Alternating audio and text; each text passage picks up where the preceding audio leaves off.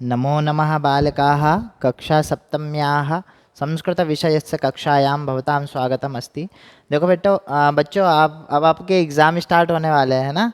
तो अब हमें क्या करना है, रिवीजन करना है हर चैप्टर का। तो आपके सामने फर्स्ट चैप्टर की एक्सरसाइज आपको शो हो रही है जिसका नाम था सुभाषितानी।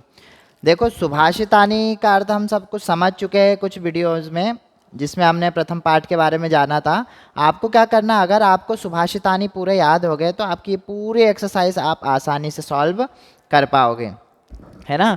तो सुभाषितानी आप लोगों को श्लोक दिखाई दे रहे हैं, सुभाषितानी पृथिव्याम त्रीणि रत्नानि जलम अन्नम सुभाषितम। ये जो आप लोगों को 6 श्लोक दिए हुए हैं, 6 सुभाषित दिए हैं, इसके द्वारा आप आसानी से पूरा प्रथम पाठ कंप्लीट कर लेंगे, है ना। और आपको एग्जाम में 2 श्लोक तो आ ही रहे हैं, आप लोगों को पता है, सिलेबस आप लोगों ने देख लिया होगा आई होप।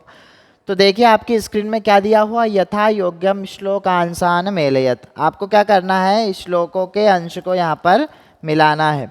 तो क्या दिखाई दे रहा है आप लोगों को, धन धान्य प्रयोगेशु। अगर आपने ये श्लोक लर्न किया है, याद किया है, तो आप आसानी से इसका आंसर दे पाओगे। क्या दिया हो, धन धान्य प्रयोगेशु, मतलब धन धान्य के प्रयोग में, और विद्यायाः संग्रहेषु च। ये उसके श्लोक की अगली लाइन क्या आ गई, विद्यायाः संग्रहेषु च। फिर दूसरा, विस्मयो नहीं कर्तव्य। किसमें हमें विस्मय नहीं करना चाहिए, आश्चर्य नहीं करना चाहिए, क्यों, बहुरत्ना वसुंधरा। क्योंकि पृथ्वी में हमारे जैसे और हमसे भी अच्छे अच्छे बहुत लोग हैं, इसलिए हमें अपने आप पे कभी भी घमंड नहीं करना चाहिए कि हम इकलौते ऐसे, है ना। तो क्या दिया हुआ, विस्मयो नहीं कर्तव्यो बहुरत्ना वसुंधरा। क्योंकि वसुंधरा अर्थात पृथ्वी में बहुत रत्न है, वो भी हमसे ज़्यादा श्रेष्ठ। फिर क्या है, सत्येन धार्यते पृथ्वी। सत्य के द्वारा किसने पृथ्वी को धारण किया हुआ, सत्य के द्वारा पृथ्वी धारी हुई है ना। पृथ्वी जो है सत्य के द्वारा टिकी हुई है, जो हम सबका भार उठाती है। तो इसका क्या आ जाएगा, सत्येन तपते रवि। देखो यहाँ पर सत्य की चर्चा कर रहे थे, तो इसके सामने भी क्या जाएगा, सत्य की चर्चा। सत्येन तपते रवि। सत्येन तपते रवि का अर्थ क्या है कि सत्य के द्वारा रवि अर्थात सूर्य भी क्या होता है, तपता है। फिर अगला क्या दिया, सद्भिर विवादम मैत्रीम च। सद्भि अर्थात अच्छे लोगों के साथ विवाद और मित्रता कर लेनी चाहिए, किंतु ना असद्भिः किंचित आचरेत। किंतु जो बुरे लोग होते हैं उनके साथ तो उनका तो हमें संगति भी नहीं करना चाहिए। अच्छे लोगों के साथ हमारी लड़ाई हो जाए तो कोई बात नहीं, उनसे मित्रता हो जाए तो बहुत अच्छी बात है, किंतु बुरे व्यक्ति के साथ ना मित्रता अच्छी है और ना दुश्मनी, है ना। दोस्ती और दुश्मनी दोनों बेकार है, ये इसका उत्तर है। फिर क्या दिया, आहारे व्यवहारे च, है ना। आहारे अर्थात भोजन में और व्यवहार में क्या नहीं होना चाहिए, त्यक्त लज्जा सुखी भवे। जो व्यक्ति भोजन के समय, है ना, और किसी से भी अपने बिहेवियर मतलब व्यवहार से कभी भी उसको लज्जा नहीं करना चाहिए। इसलिए अगर लज्जा नहीं करेगा तो वो क्या रहेगा, सुखी रहेगा। आया समझ में। फिर नेक्स्ट देखो आप लोगों को दिया, एक पदेन उत्तरत। एक पदेन का अर्थ क्या है, आप लोगों को 1 वर्ड में उत्तर देना है, सिर्फ एक पद से ही आपको उत्तर देना है। जिसमें पहला क्या दिया हुआ है, पृथिव्याम कति रत्नानि।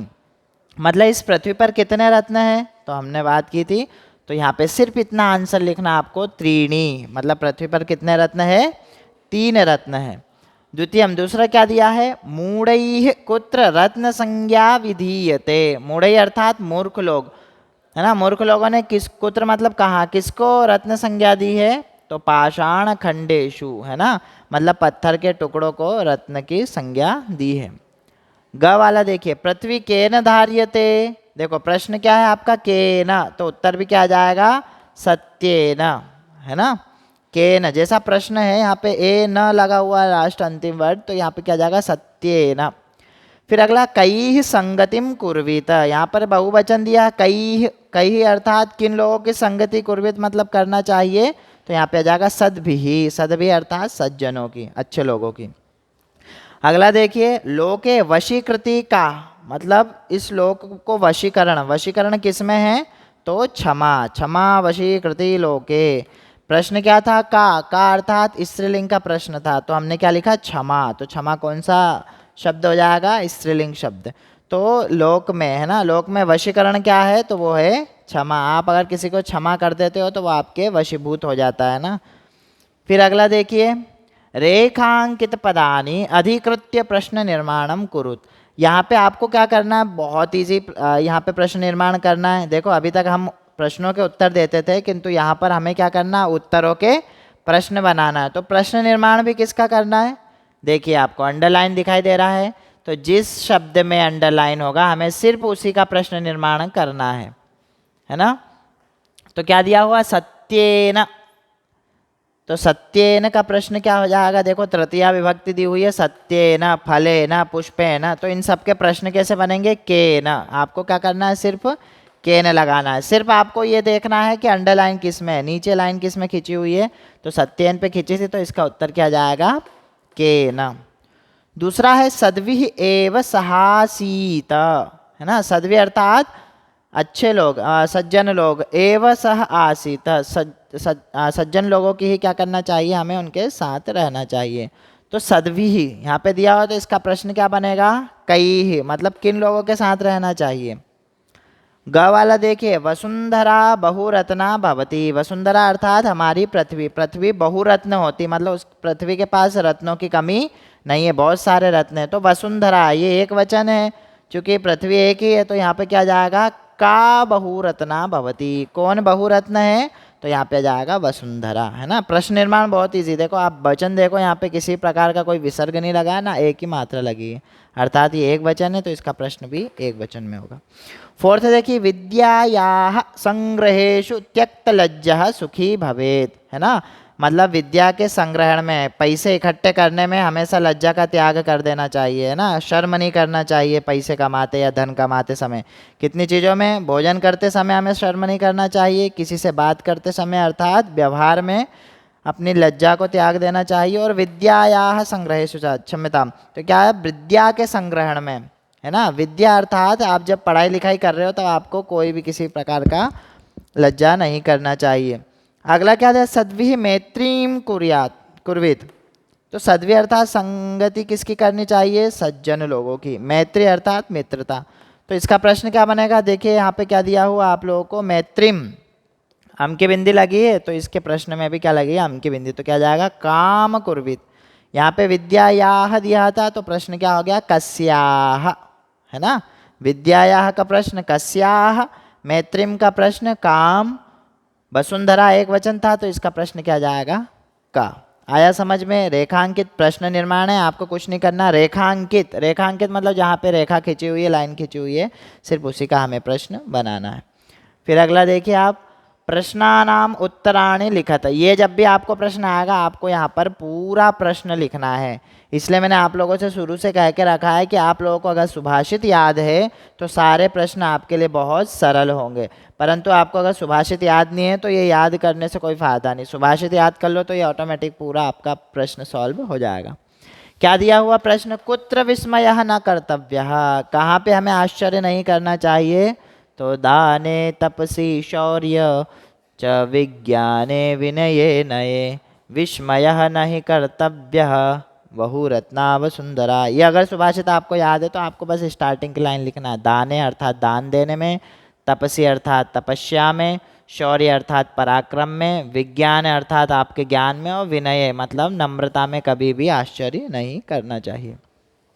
सेकंड देखो, पृथिव्याम त्रीणि रत्नानि, हम पहले ही बात कर चुके हैं कि इस पृथ्वी पे सिर्फ 3 ही रत्न है, वो क्या है, जलम, अन्नम, सुभाषितम। बहुत से बच्चों की अभी मैंने कॉपी चेक की थी, तो यहाँ पे जलम अत्रम लिखा होता, बेटा ये डबल ना है ना, ना आधा है और ना पूरा है, तो ये जलम, अन्नम, सुभाषितम, ये 3 ही रत्न पृथ्वी पर है ना। बाकी माणिक्य और ये जितने भी रत्न, ये क्या है, पत्थर के टुकड़े हैं। तो पृथिव्याम त्रीणि रत्नानि जलम अन्नम सुभाषितम, ये आपका उत्तर हो गया। तीसरा क्या दिया, ग वाला, त्यक्त लज्जः कुत्र सुखी भवेत्, है ना। मतलब हमारी शर्म को त्याग कर कहाँ कहाँ सुखी रहा जा सकता है, तो क्या दिया हुआ, धन धान्य प्रयोगेषु, धन अर्थात पैसे, है ना, पैसे के प्रयोग में, लेन देन में, और फिर विद्यायाः संग्रहेषु च, आपकी विद्या, आपके नॉलेज के संग्रहण में, और क्या, आहार्य अर्थात भोजन में, व्यवहार अर्थात वार्तालाप में, च त्यक्त लज्जः सुखी भवेत्। इतनी जगह पे कितनी चीज़ों के, धन धान्य प्रयोगेषु मतलब पैसों के व्यवहार में, लेन देन में, विद्या में, आहार अर्थात भोजन में, और व्यवहार अर्थात वार्तालाप में, इन 4 जगह पे हमें क्या करना चाहिए, अपनी लज्जा को अर्थात शर्म को त्याग देना चाहिए, जिससे क्या हो जाएंगे, हम सुखी हो जाएंगे। अंडरस्टूड, आया समझ में?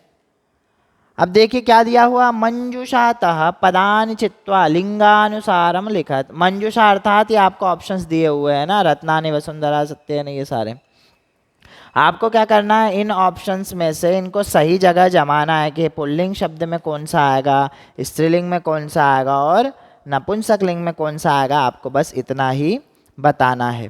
तो देखिए आप लोग, पहले ही आप लोगों को बता चुका हूँ कि जिन शब्दों में आप लोगों को विसर्ग दिखेगा, है ना, वे सारे शब्द पुल्लिंग में कहलाएंगे। किंतु सुखः, सुखः शब्द भी पुल्लिंग है। सुखी अर्थात स्वयं के लिए, यहाँ पे ई का अंत लग गया है ना, तो पुल्लिंग में क्या आ जाएगा, सुखी, वहनी, रवि, है ना। ये रवि भी सूर्य, वहनी अर्थात अग्नि आग, और सुखी अर्थात सुख, ये 3 पुल्लिंग हो गए। फिर स्त्रीलिंग देखो, स्त्रीलिंग तो बहुत सरल है, क्या जाएगा, वसुंधरा, पृथ्वी और संगति। ये संगति है किंतु इसका संगतिम द्वितीय विभक्ति लगी हुई है, इसलिए क्या हो गया, संगतिम। फिर नपुंसक लिंग रत्नानि सत्यम, है ना, सत्यम का क्या हो जाएगा, सत्येन, और फिर अन्नम। हमें क्या करना, मूल शब्द देखना है, ये तो सब इनमें विभक्ति लगी हुई है, उससे हमें मतलब नहीं, हमें बस देखना है कि सुखी अर्थात सुख, है ना, वर्णी और रवि। तो ये पुल्लिंग, स्त्रीलिंग और नपुंसक लिंग, ये हो गया, बहुत सरल है ये।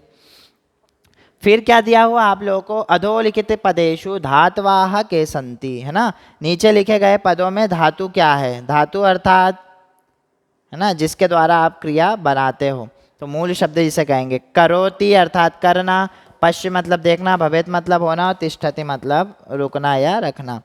तो यह करोति, तो इसकी धातु क्या जाएगी, क्र धातु, है ना, क्र धातु, लट लकार प्रथम पुरुष का एक वचन है, हमें सिर्फ धातु से मतलब है, तो करोति में हमेशा क्र धातु रहेगी। पश्य चूंकि देखना होता है, तो पश्य मतलब दृश्य, हम बोलते हैं ना दर्शन करना, मंदिर में दर्शन करना, तो दर्शन का अर्थ क्या है, देखना, तो पश्य की धातु क्या हो जाएगी, दृश्य धातु। फिर भवेत, तो भवेत की धातु भू होती, या फिर भव भी लिख सकते हैं, तो यहाँ पे क्या जाएगा, भू धातु। तिष्ठति, तिष्ठति अर्थात रुकना, तो यहाँ पे इसकी धातु क्या जाएगी, स्था। अंडरस्टूड बच्चों? तो आज का ये हमारा प्रथम पाठ का रिवीजन पूरा हुआ, इसमें आपको कोई भी डाउट नहीं होना चाहिए, अभ्यास करें, है ना, बार बार, और श्लोकों को लिख लिख कर याद करें, क्योंकि संस्कृत में हमारी मात्रा गलतियाँ बहुत होती है ना, मात्रा की, इसलिए आप लोग लिख लिख कर अभ्यास करें। तब तक के लिए नमस्कार, धन्यवाद।